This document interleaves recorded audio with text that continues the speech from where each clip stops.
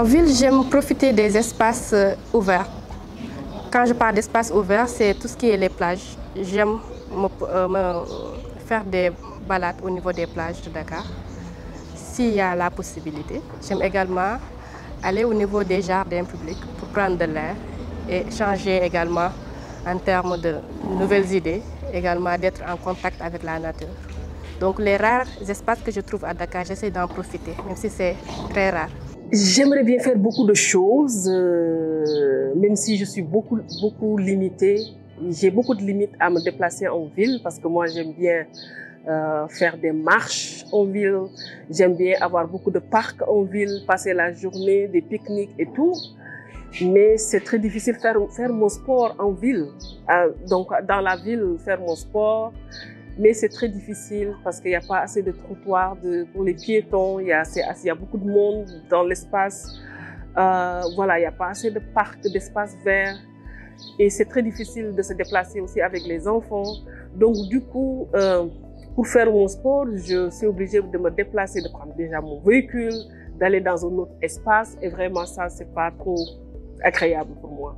Alors moi j'ai toujours vécu en ville, mais toujours en banlieue.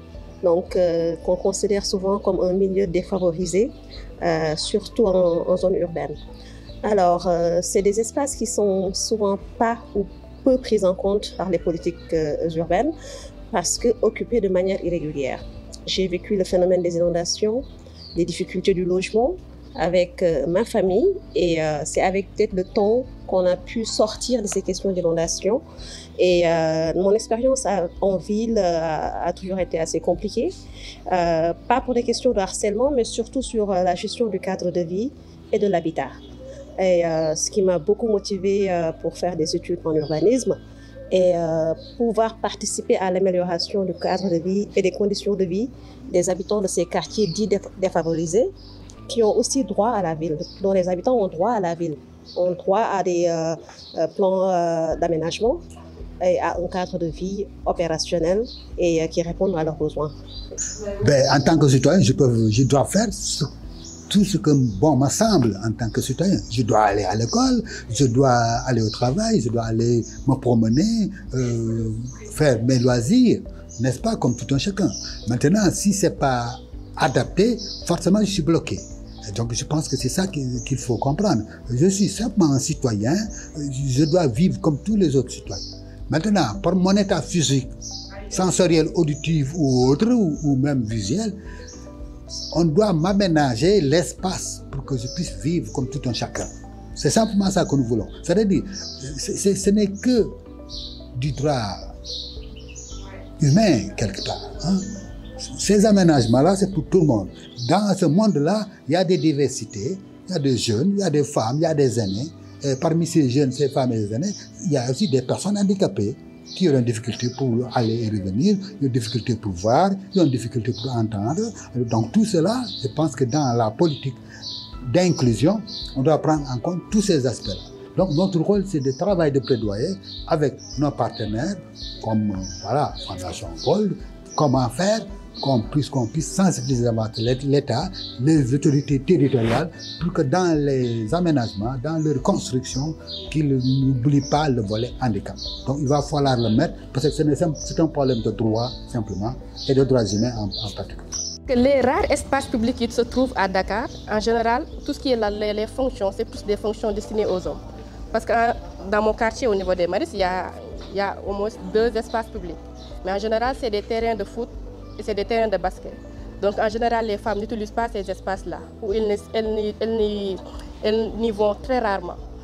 Donc là, ça fait que les femmes, en général, ne trouvent pas d'espace approprié pour pouvoir s'épanouir, s'amuser.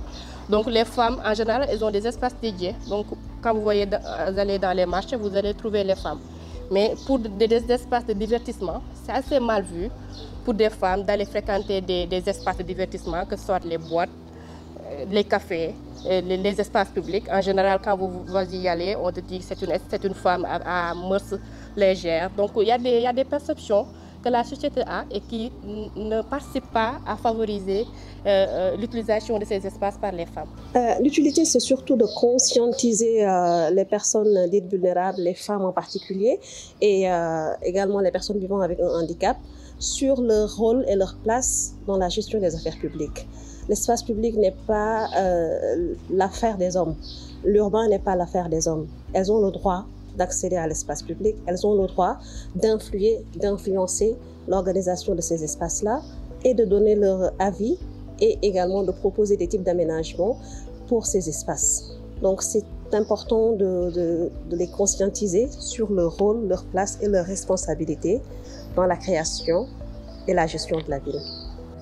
Il urge en fait qu'on puisse construire des cités. On assiste à une urbanisation galopante et ça va aller de crescendo, ça va continuer.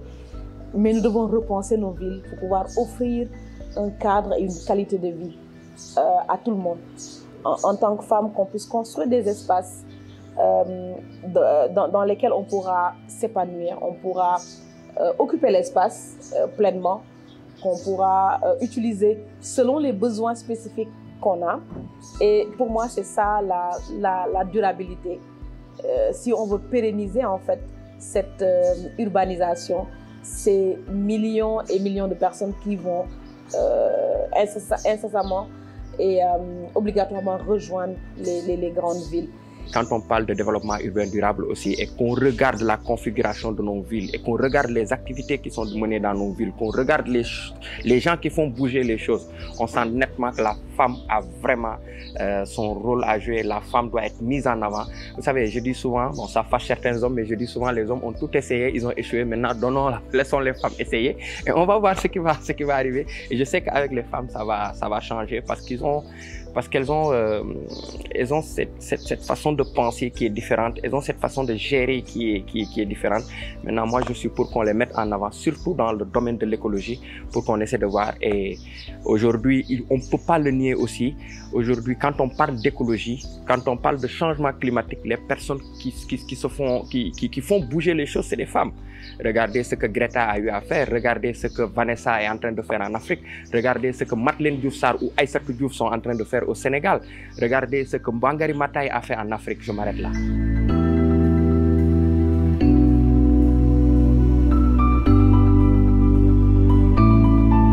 On ne peut pas faire une ville sans pour autant prendre en compte les besoins et les aspirations de l'ensemble des personnes qui vivent dans cette ville, que ce soit les femmes, les personnes âgées, les jeunes. Donc, leurs besoins, leurs représentations doivent se refléter dans la ville. Donc, c'est pourquoi, c'est tout ceci qui nous a amenés à travailler sur ce guide-là, qui un peu donne des outils, des orientations pour une collectivité territoriale, pour l'État, pour également sensibiliser sur comment intégrer le genre dans le développement urbain durable. Je pense que la rencontre d'aujourd'hui, c'est d'alimenter déjà le débat sur la problématique du genre et développement urbain durable, comment nos villes conçoivent le genre, c'est-à-dire tout simplement prennent en compte les besoins spécifiques des hommes et des femmes, mais aussi les différentes catégories sociales, comme les personnes vivant avec un handicap et autres. Et c'est un beau cadre d'échange. Et ça rentre dans tout ce qui est sensibilisation, parce que c'est au moins aussi de transmettre des messages forts, parce que les autorités étatiques sont représentées, les organisations de la société civile sont là, et je pense qu'ils vont être des relais au niveau de leur organisation, jouer leur rôle aussi d'aviser et de conseiller, d'orienter leurs responsables. Donc c'est un bon moment, c'est un bon cadre qu'il faut perpétuer, et aussi il faut diffuser sur les réseaux sociaux, faire connaître cette problématique genre et études au Sénégal.